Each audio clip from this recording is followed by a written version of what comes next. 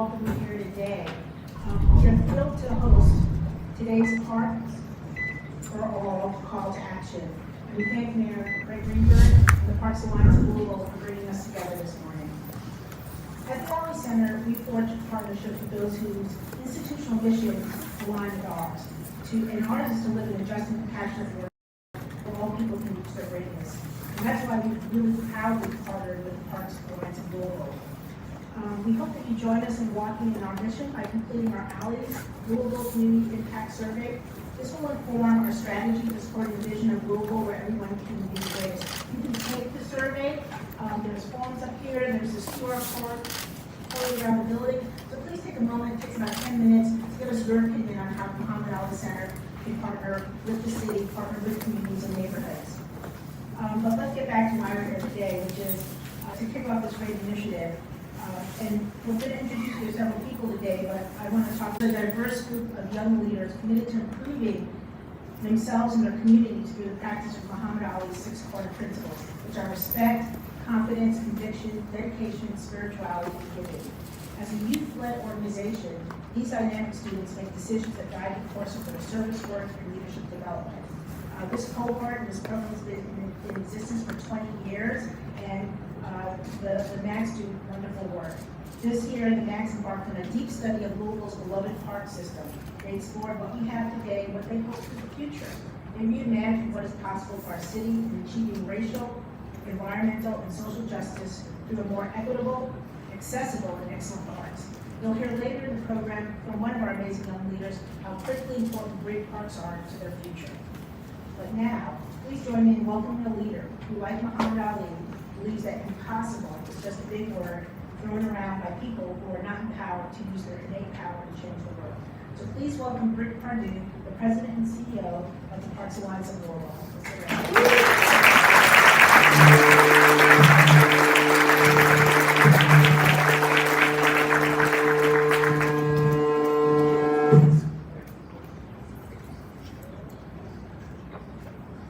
I'm a little afraid to say anything. You think we're good with this? Good morning, everyone.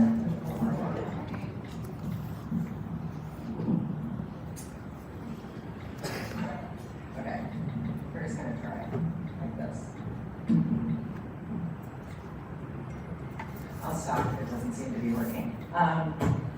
Thank you so much, Marilyn, for being our host today and for our tremendous partnership with the Ali Center. Before we dive into this, I would like to take a minute to recognize any elected officials that we have in the room, and also former elected officials who are now serving in the Greenberg administration. If you guys would mind to stand. You don't have to stand.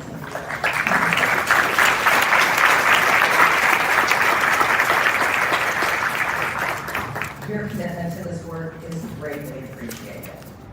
I also know we have a lot of our Alliance board members that are in the room today. Would you all mind to stand too?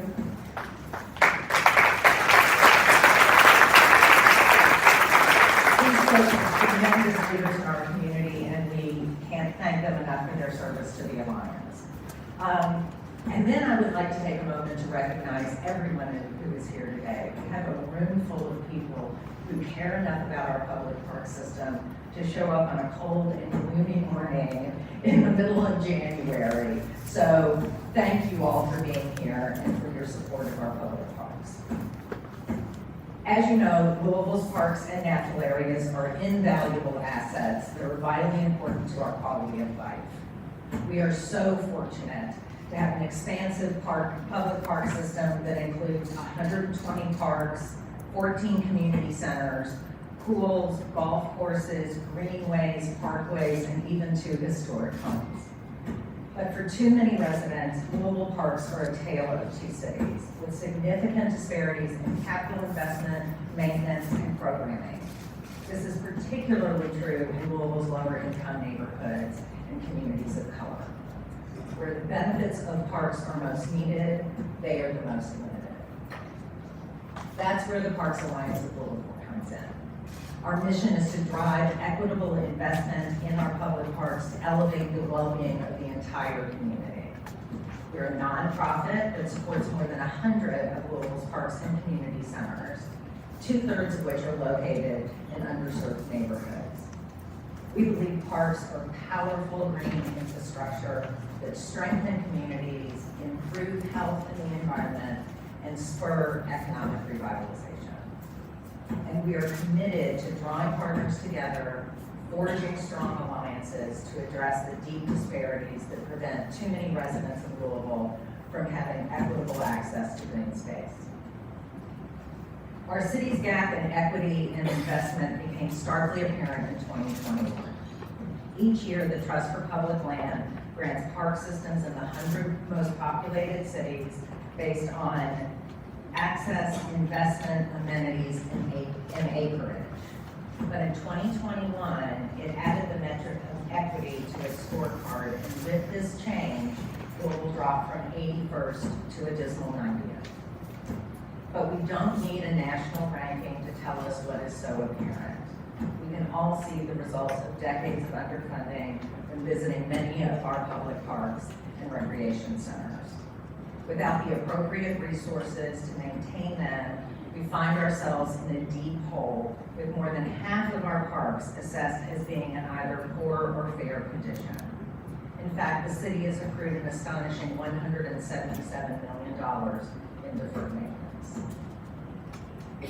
In the wake of the seismic events of 2020, both the pandemic and calls for racial reckoning, the board and staff of the Parks Alliance took a step back to really assess the work we were doing and how we could move the needle on equitable access to quality public parks and ultimately the well-being of our community. Recognizing the severity of the problem and the need for transformational change, the Alliance launched Parks for All in 2021, an initiative using data and community voice to create an action plan for equitable and transparent investment. Louisville is just the 3rd city in the country to conduct this comprehensive analysis of the condition of all parks and the communities they serve, while simultaneously gathering input from the community about their desires. About their desires for park improvements, maintenance, and programming. This work was pioneered in Minneapolis and refined in Pittsburgh by Jane Miller, who is here today with her team. Jane?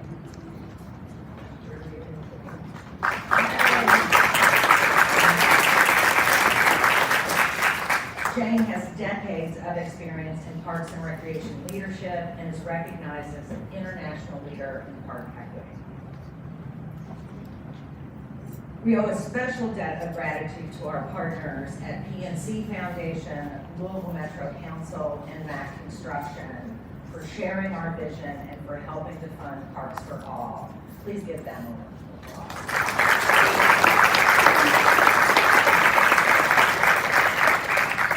And I want to personally thank the stakeholders who gave generously of their time and talent to serve with Jane and her team of experts on our Parks for All local project team. They brought great depth of experience, knowledge, and diversity of perspectives to inform the Parks for All process over the last 18 months. Also, a big shout out to the Parks Department. They worked side by side with Jane and her team throughout this entire process. And one of the most important aspects of this initiative has been to gather the voices of the community at large to tell us what they want from our treasured public park system. I'd like to invite Councilman Ja'Cory Arthur of District 4 to the podium. He was a member of our local project team and is the current chair of Metro Council's Parks and Sustainability Committee to share a few words about the importance of this framework of community-driven change.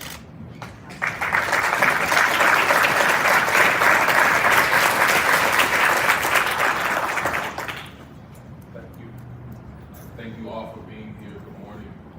Welcome to District 4. Welcome to the Muhammad Ali Center. Welcome to change. A long time ago, a few of our fellow Louisvillians realized something. They realized that our parks make our city beautiful, and realize how important our parks were. They might not have known it then, but our parks will become the future sites of nationally recognized events such as the Forecastle Festival. They will become the future sites of something such as Forest Fest, the future sites of lifelong change and learning for Louisvillians for generations to come. But they also made another important realization and decision, and that was that some parks get special treatment, while other parks get special mistreatment. I saw this with my own eyes several years ago before being on Metro Council on a community center tour, where I visited every community center that was open, played music for kids, taught songs, and just had fun. Some of those community centers were well off, and some of them were, well, just well. It's important for us to talk about equity because we often get it confused with equality, where everybody gets the same. But just like many years ago when decisions were made to not give everyone the same, it resulted in the reality that we see today, where again we have some parks who suffered special mistreatment. So with equity, we give the parks what they need to succeed. And because a long time ago they got special mistreatment, today we need to do what? Give them special treatment. Because when my kids, when your kids, our grandkids, our cousins, our little people visit Victory Park in the California neighborhood, don't they deserve the best? Y'all don't sound like it. Don't they deserve the best? Yes. When they go way down in the South End and they visit McNeely Lake, don't they deserve the best? Yes. Maybe when they want to go to a community center on the East End in Berrytown, don't they deserve the best? Yes. They all deserve the best. And Parks for All is an example of not just people in power getting together and deciding to change their minds. It's an example of the power of the people being stronger than the people in power. But when the two come together in love and justice and change, we can get a brand new Baxter Community Center. When the two come together in love and justice and change, we can renovate. We can create new parks in the South End of Louisville. We can make sure that every park in this city has a specific standard and it reflects what the residents and the neighbors in that area want and need. When the two come together, we can do anything from abolishing slavery to abolishing segregation to making parks for all in Louisville, Kentucky.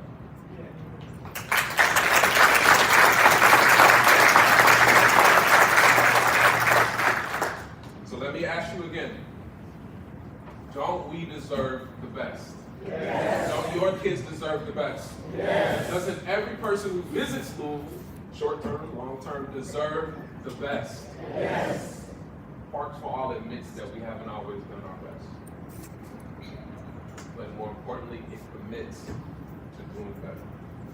So please, please, please, it's long, read, learn about it, get informed, but more importantly, get involved.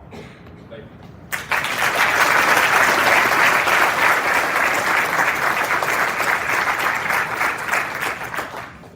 Thank you so much, Councilman Arthur. He has a class to teach, so he's going to go ahead and head out. Be sure to get some of that great food before you go. So, the Parks for All action plan is shaped by this three-legged stool of data. First, we looked at what we've got. The national gold standard is for every resident to have access to quality public green space within a 10-minute walk of their home. So we mapped where there are gaps in achieving that. Next, we cataloged the physical condition of every single park, every park amenity, and every recreation site throughout the system. Second, we looked at the issues affecting people served by those parks, including poverty, crime, air and water quality, and physical and mental health. And then finally, we asked Louisville residents what they want from their parks. After all, the people in our community know best what their needs are and how our public parks and recreation centers can meet those needs. Here's a quick overview of what the data tell us. First, a look at what we've got. There are 161 parks and recreation sites operated by our city, including the magnificent Jefferson Memorial Forest, which receives additional support from the nonprofit Wilderness Louisville. 17 of our 120 parks in our system were designed by Frederick Law Olmsted and receive additional support from the esteemed Olmsted Parks Conservancy. The Conservancy is expanding the Olmsted footprint with the recent addition of Beargrass Preserve, a 25-acre tract adjacent to Cherokee Park. And then the remaining 103 parks in the system are supported by the Parks Alliance of Louisville. Plus, the new 20-acre Alberta Jones Park we are developing along Maple Street in the California neighborhood. And I would like to say that Alberta's family is here with us today, and we are so pleased to have you in attendance.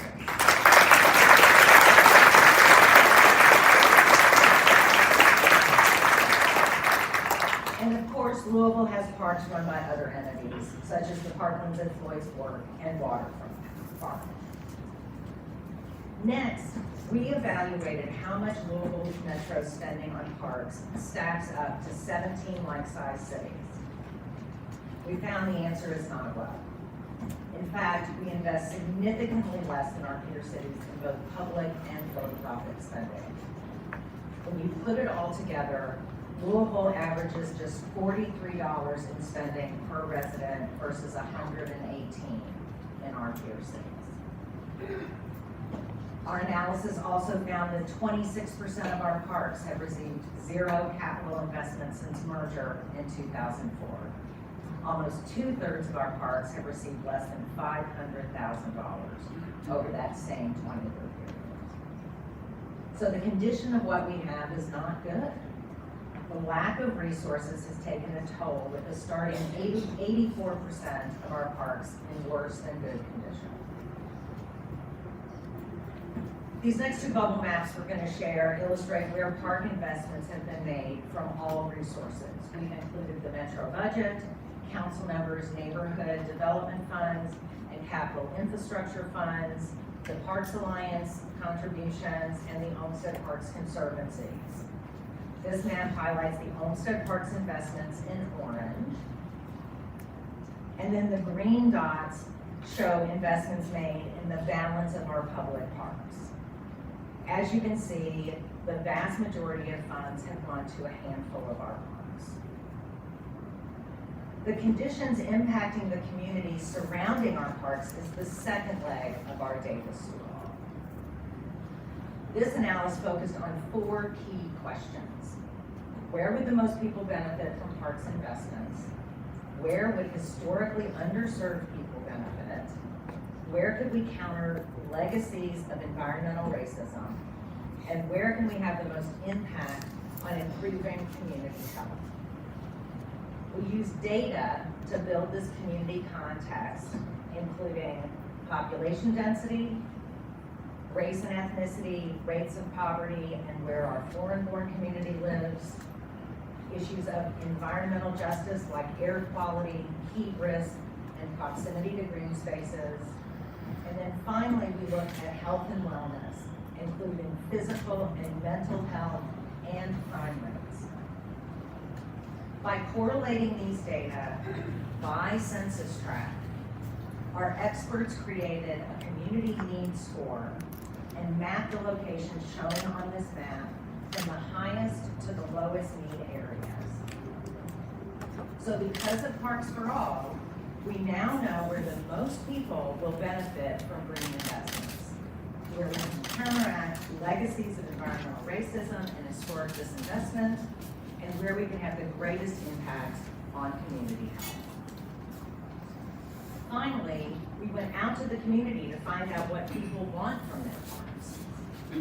A scientific poll completed last summer reached more than 900 residents from every corner of Louisville, bringing great diversity and perspective from all demographics of the city. The results were loud and clear. Quality, well-maintained parks are a top priority. For example, when asked what makes a community a great place to live, parks, trails, and recreation scored in the top 3 items on this list. And our community uses our public parks. Louisville Parks and Recreations was the top response when asked where people go for indoor and outdoor recreation. In fact, an astonishing 95% of respondents visited a Louisville park in the last year. Our parks truly are our community commons.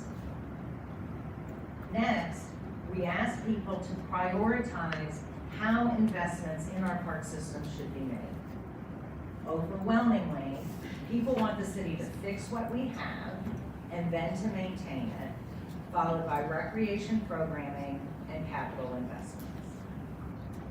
And what people want is not glamorous. They want basic maintenance services done well. The top 3 priorities were restroom upkeep, graffiti removal, and vandalism repair, and sidewalk maintenance. The top 3 priorities for recreational programming were adult fitness, special events and festivals, and family programs. Folks want to gather in our public green spaces. And their capital wish list reflects just basic needs. Walking paths and trails, restrooms, water fountains and bottle filling stations, and swimming pools round out their top priority. And resoundingly, residents want to see more money directed to our parks. An astonishing 86% want Metro to increase funding for parks and recreation. So, the bottom line of what we learned is this. Public parks are vitally important to residents. Louisville Parks and Recreation faces dramatic underfunding in personnel, operating, and capital budgets compared to national benchmarks.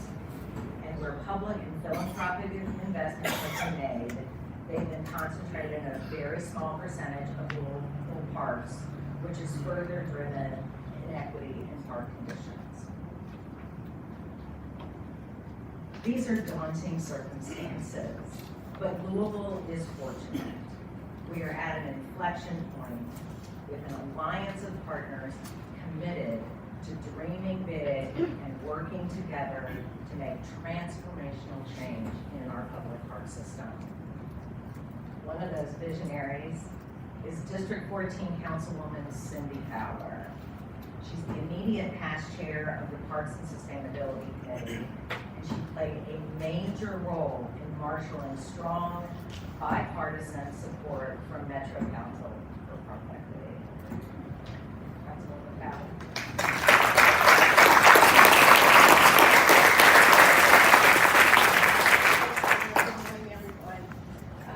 In December, the council unanimously passed a resolution endorsing the Parks for All Action Fund that broken Mayor Greenberg described in a moment. And the council has put its full force in the fund.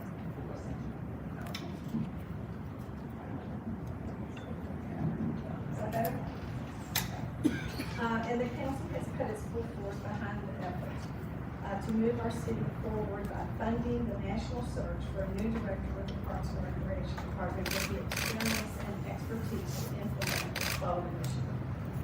I've never been more hopeful or excited than I am today that we have the will to marshal the resources to move our parks in a new direction.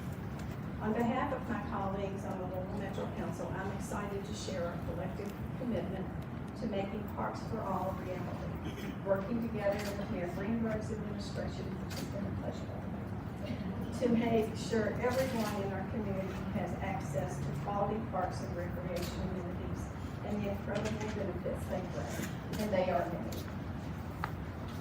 In fact, the data tells us why addressing equity to ensure outstanding public parks is such a smart investment. There are so many health benefits. People with access to parks, safe parks and trails exercise more and have lower rates of chronic disease. Parks improve mental health, significantly reducing the incidence of anxiety disorders. Parks even help to decrease crime and make neighborhoods safer. Of course, parks have a strong positive impact on the environment as well. Shady parks can reduce heat by up to 20 degrees, which is so very important in our urban neighborhoods where people are at such a high risk of extreme heat. We know green park infrastructure reduces flooding risk by absorbing storm water naturally. And leafy neighborhood parks can dramatically reduce childhood trauma. At Metro Council, we also recognize the significant economic benefits that the parks will bring. Creating new jobs, increasing property values, and generating robust economic activity in and around a quality park. So Brooke, on behalf of the Metro Council, I am thrilled to join you and Mayor Greenberg today in making Parks for All a reality for all. Thank you.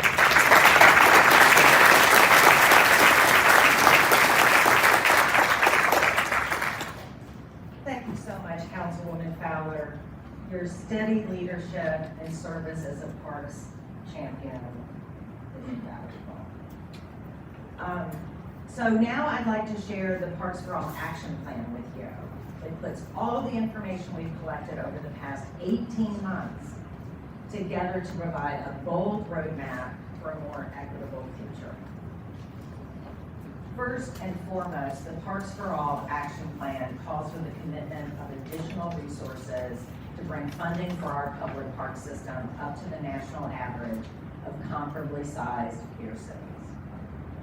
We've laid out a 15-year plan to achieve this goal, with most growth coming from the Metro budget. Today, our Parks and Recreation system receives a little more than 3% of the global $753 million operating budget, far below the 5 to 6% average for medium-sized urban cities. But over time, with commitments and persistence, we will be able to move the needle to ensure equitable investment in our parks and recreation system. We'll use these funds to achieve the priorities we heard from the community. Here's a look at draft budget allocations. With a recommended 64% going to repair and maintain what we have. Restoring existing amenities to extend their life, improve safety, and increase functionality was the top priority of the community.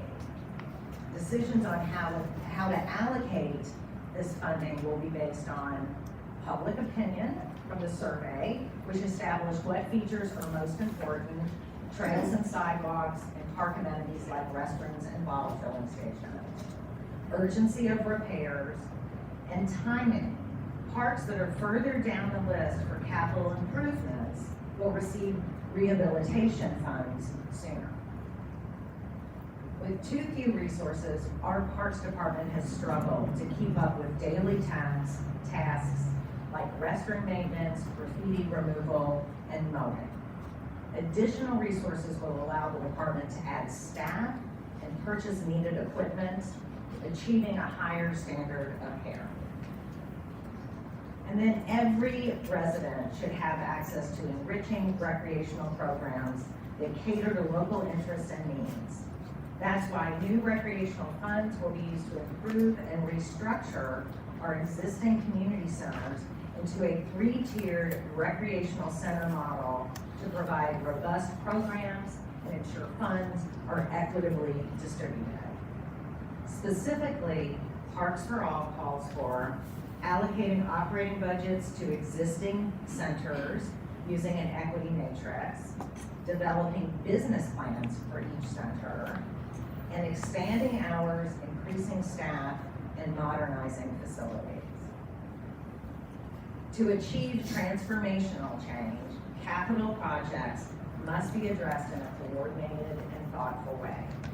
That's why Parks for All allocates funds to parks based on their level of park and community need.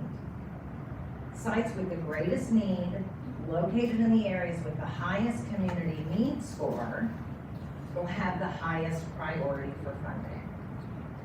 Quick aside, this is the rendering of the new play space at Alberta Jones Park, mentioned earlier.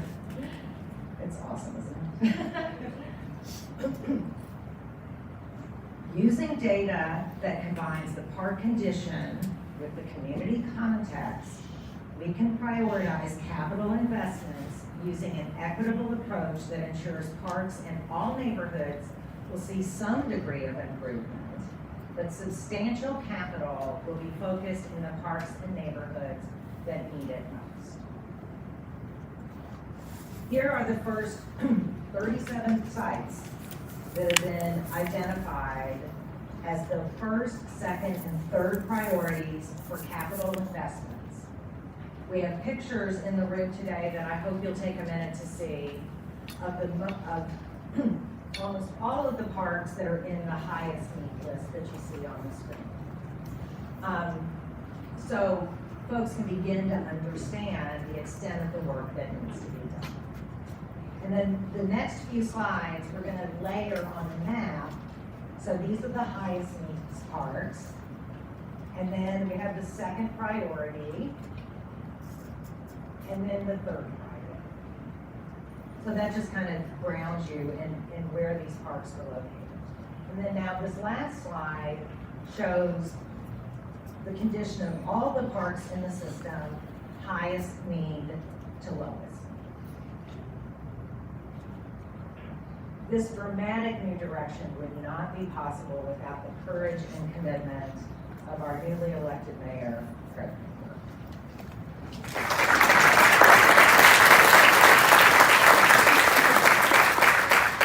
I'm thrilled that from day one, Mayor Greenberg and his administration have shown that they are ready to dream big and to adopt the Parks for All plan as their blueprint for action. Please join me in welcoming our new mayor, Greg Greenberg.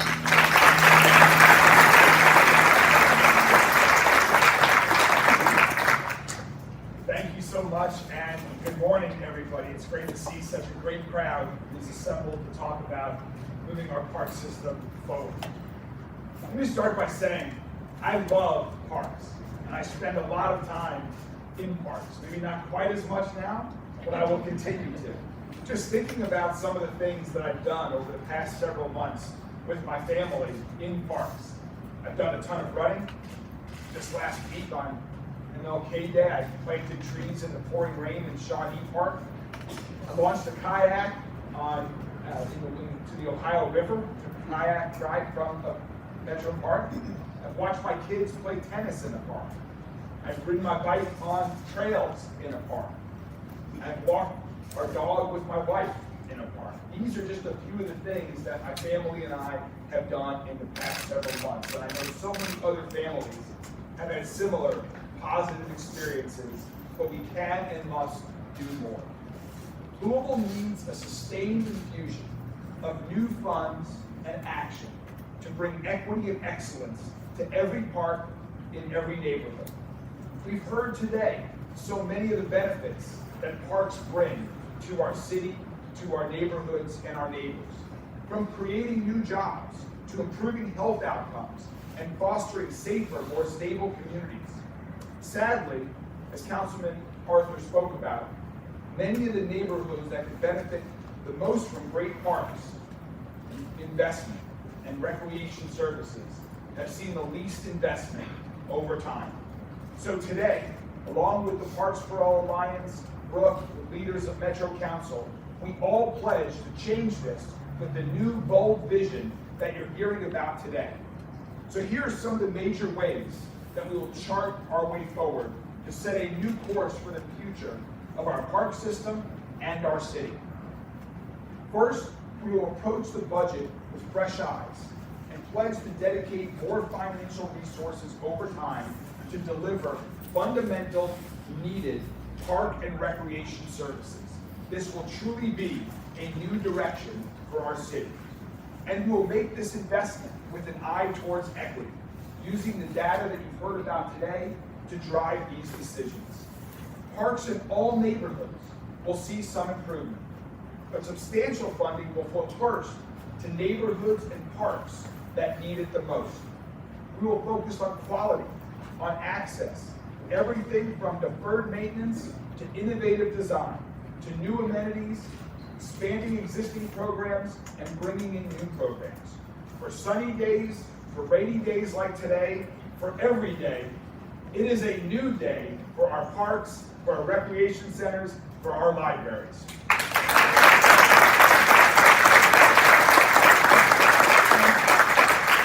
And beyond just our parks, as you've heard a little bit about, we also have great community centers across our cities to deliver recreation and other enrichment programming. We are fortunate to have locations across our city that serve people throughout our entire city. But there is so much more that we can and must do. That is why we will develop a program for each center that serves the community based on best practices and the community priorities identified in the public survey to serve neighborhoods' needs.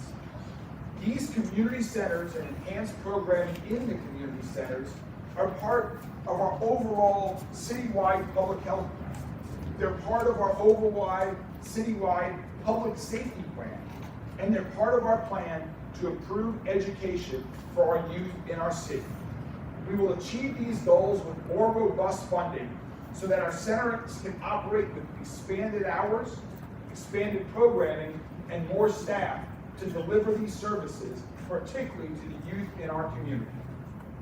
We will also explore rehabbing our existing centers and building new centers if and when necessary.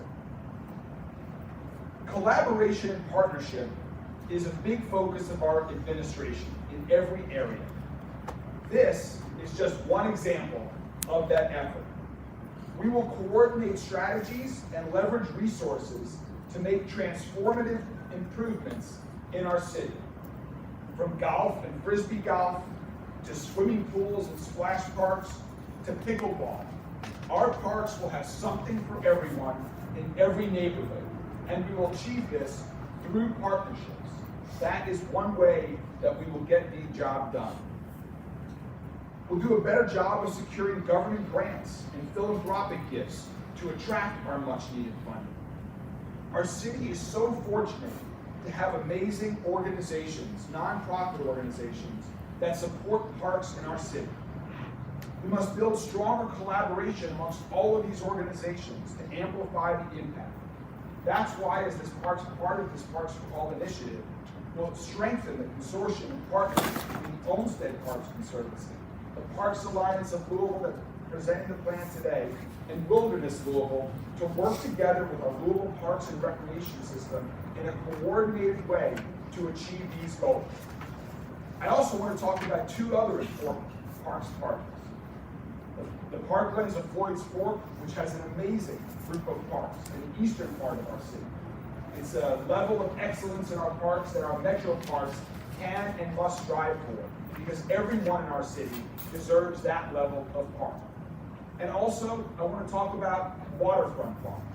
If we all just turn around and look out the window, I know we see the amazing Ohio River, but we also see the future. And part of the future, part of bringing equity to every neighborhood in Louisville with parks, is Waterfront Park, where we're going to expand Waterfront Park West through a partnership with the city, with the state, with local philanthropy. That is going to be an amazing part of this effort. So Deborah, I'm excited to work with you and your team on that initiative as well. We know to do all of this, it will take an exceptional leader working together in partnerships with all of the partners that we've just talked about to execute on this bold vision. That is why, with the support of Metro Council, we are embarking on a national search for a new park and recreation director. Our Deputy Mayor for Public Health and Services, Nicole George, will be spearheading the search, and we're very excited about bringing someone into this role that is going to help execute on this plan over the coming years to really move our parks forward. In the meantime, our city is incredibly fortunate.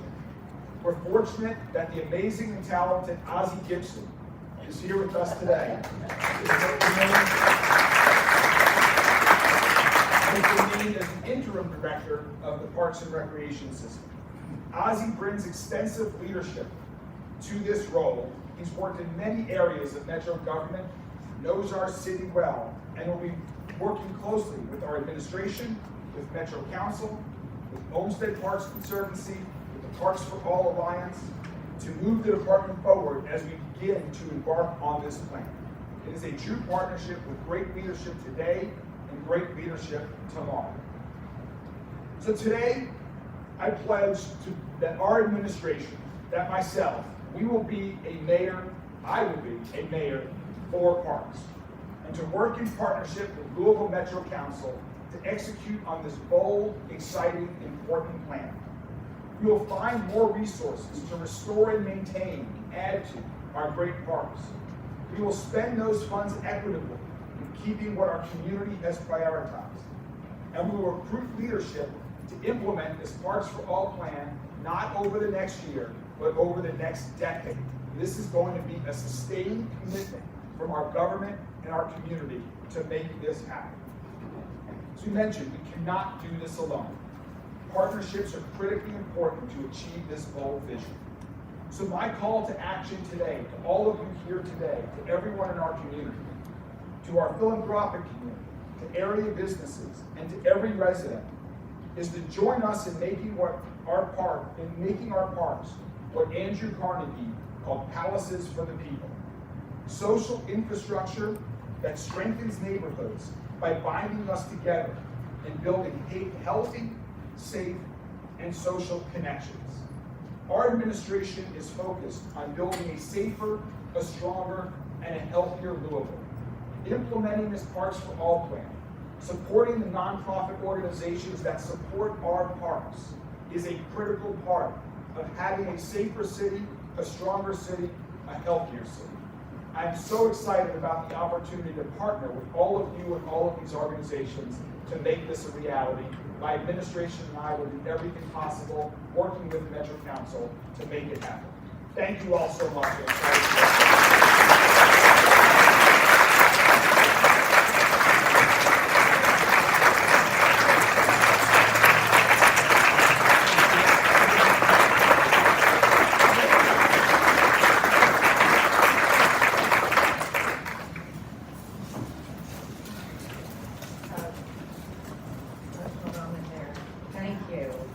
So much. So,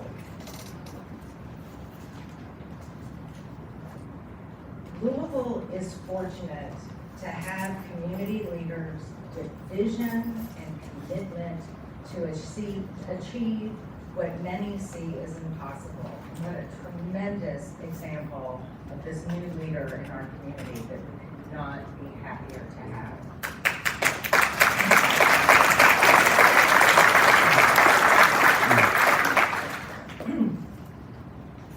3 other leaders in our community are Owsley Brown III, Brooke Brown Barson, and Augusta Brown Hall. Unfortunately, they're not able to be here with us today, but it is my great honor to announce these siblings have made a $1 million challenge grant to implement the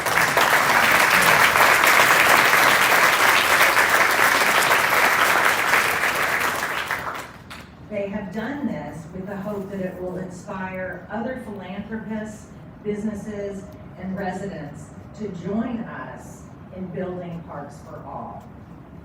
The Alliance is so grateful to these remarkable local leaders for this incredible gift, the largest challenge grant in the history of the Parks Alliance of Louisville. We believe it will be the catalyst for critically needed new investments from every sector to bolster our treasured public park system. Please join me in thanking them from afar for their breathtaking generosity.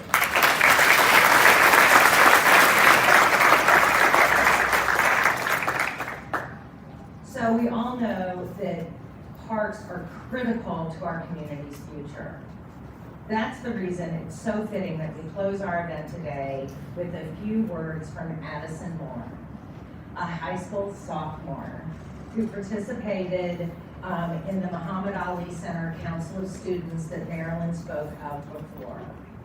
She is counting on all of us to be great and do great things, setting our minds and hearts to achieve the task at hand.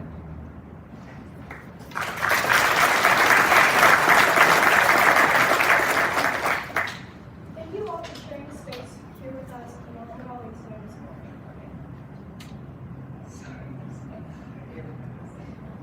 We are here to call action to an issue in our community that I hope everyone walks away here and feels empowered to address. Pavilions deserve equitable access to green space. In the Reimagining Our Parks event hosted by my peers and I last year, we explored the issue facing our city's parks. On behalf of the Muhammad Ali Center Council of Students, I want to reiterate that no matter where you live, you should have access to public green space that honors and uplifts that community. I hope you join me and my peers in changing the narrative of local parks.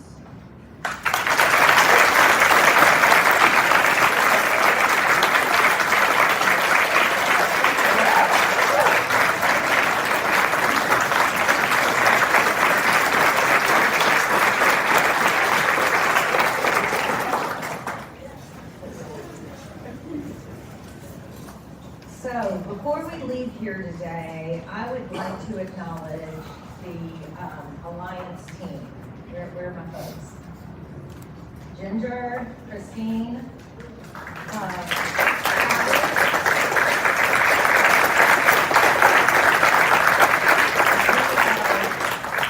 a small but mighty team. And without these women, we would not be able to do the work that we do. So thank you so much. So everyone is now invited to pick up additional information on the table by the exit. Grab some stickers, please, for your cars and your water bottles and anything you carry around out there, so we can be spreading the message of the importance of parks for all. And to the media, we are going to be gathering, and you will have the opportunity to do some individual interviews with our consultant team, the folks on the stage, and so should we go back over on that side? So if you want to head over to the far corner over there, we'll gather there in just a minute. Thank you all so much.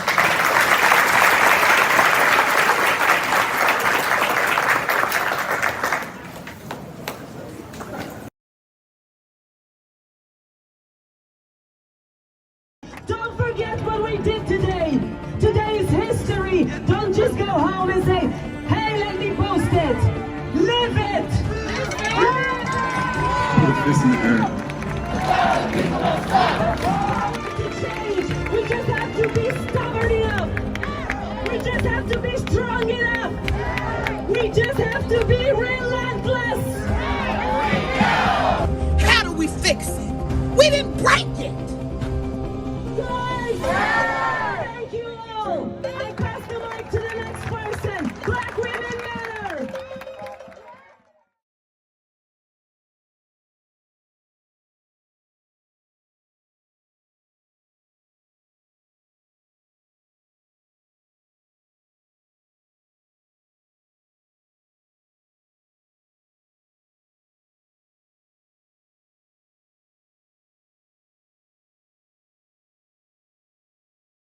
If you do nothing else. If you do nothing else. If you do nothing else. If you do nothing else. If you do nothing else. If you do nothing else. If you do nothing else.